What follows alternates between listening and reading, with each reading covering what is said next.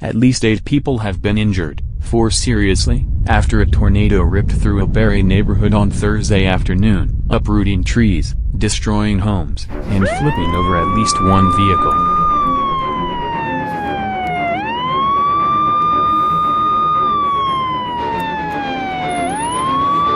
The storm touched down in the Prince William Way and Mapleview Drive area of southeast Barrie at around 2:40 p.m., shortly after Environment Canada first issued a tornado warning for a wide swath of the region.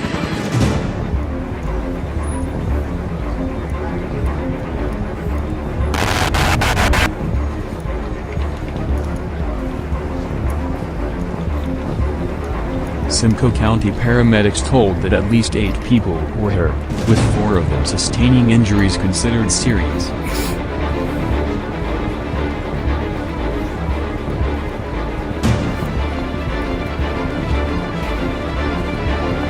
Peter Leon, who is a spokesperson for Barrie Police, says that the damage from the storm appears to be catastrophic and not unlike what you might encounter in a war zone.